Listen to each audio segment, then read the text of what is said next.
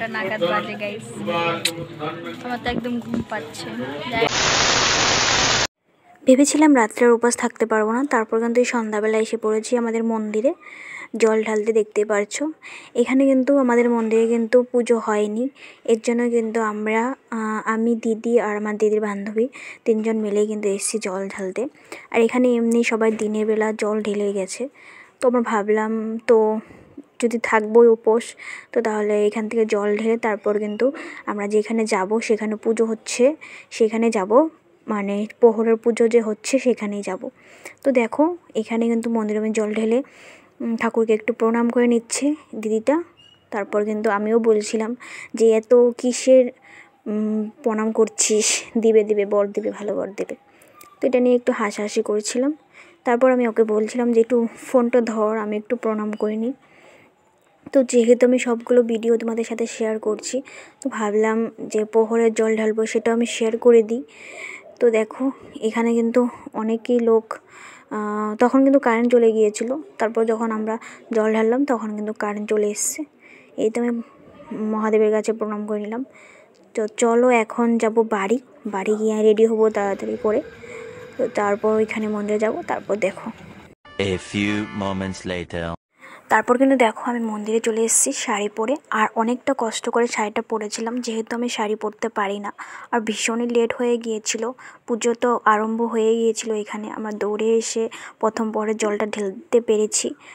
তো দেখো জীবনে যা কিছু হোক কষ্ট করতে হবে, তো অনেকটা কষ্ট করে এসেছি। তো যখন কষ্টটা যদি করে পুজোটা যদি না দিতে পারতাম তাহলে কিন্তু অনেকটাই খারাপ লাগতো। তো যেহেতু পেয়েছি আমার পুজোটা দিতে, আর এখানে কিন্তু অনেক লোক হয়েছিল, আমি ভেবেছিলাম এতটা লোক হবে না, কিন্তু যাই হোক অনেকটা লোক হয়েছিল। আর মন্দিরটা দেখতেই পাচ্ছ ভীষণ সুন্দর করে সাজিয়েছে। তারপর কিন্তু আমাদের সাথে একটা মামিও এসেছিলো, দেখতে পাচ্ছ ওই তো মামি বসে আছে। তো ওই মামির জন্য কিন্তু আমাদের ঘর থেকে আসতে দিয়েছিল, না হলে আসতে দিত না। 3টা মেয়ে একসাথে আসবো সেরকমভাবে দিত না। তারপর কিন্তু একটা যজ্ঞ হচ্ছিল অনেক বড় ওম যজ্ঞ।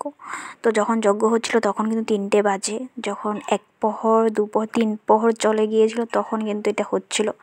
আর তখন কিন্তু এতটা টায়ার্ড লাগছিল, মনে হচ্ছিল ঘুমিয়ে পড়ি।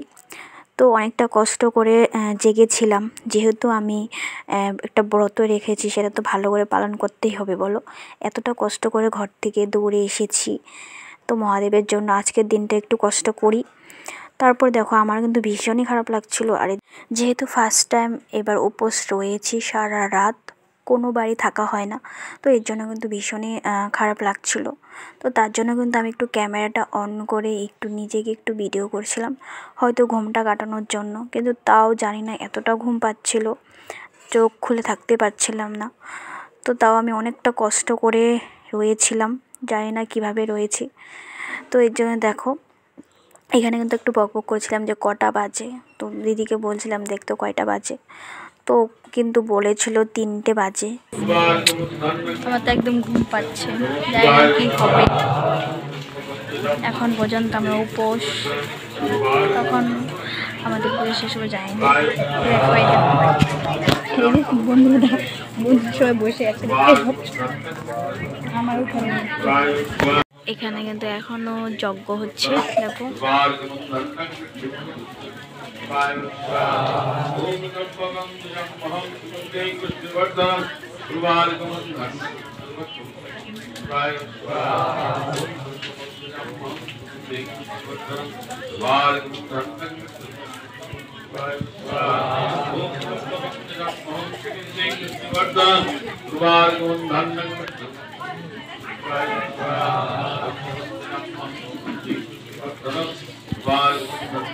তো এখনো কিন্তু যজ্ঞ হচ্ছে, তো এখন বাজে বসে আছে।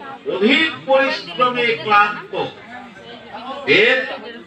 বেদ মাংস ভাত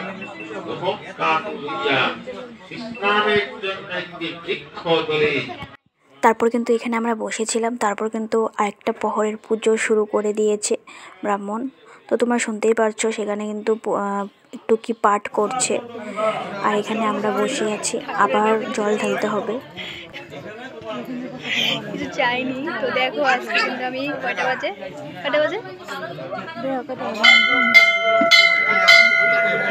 কয়টা বাজে কও না? হ্যাঁ মহাদেব, আজকে 3টা বাজে। এত রাত্রি পর্যন্ত আমি উপাস, কিচ্ছু না খেয়ে তোমার জন্য একমাত্র। তুমি যদি আমার মনস্কামনা পূর্ণ না করো তাহলে কিন্তু অনেক বড় একটা আমার থেকে খারাপ কেউ হবে না। তো তুমি যদি পূর্ণ না করো আমি সত্যি কথা বলবো।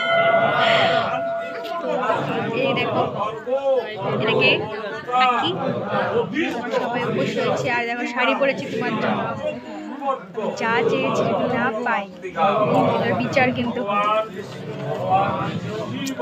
এখন বাজে 3টা, একটু পরে লাস্ট একটা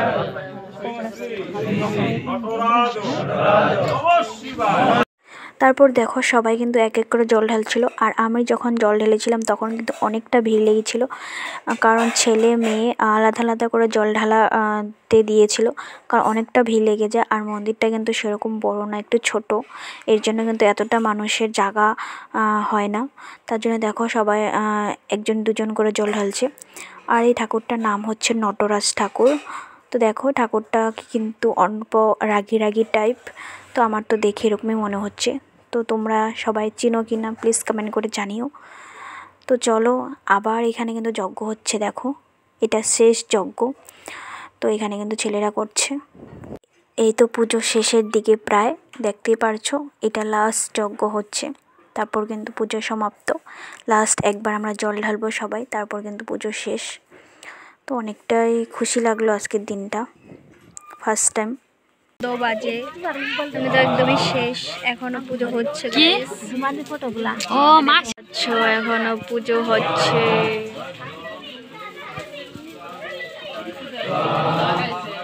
কি করছে তো ভিডিওটা এই পর্যন্ত, ভালো লাগলে লাইক কমেন্ট শেয়ার আর হ্যাঁ সাবস্ক্রাইব করতে ভুলো না। চলো টাটা।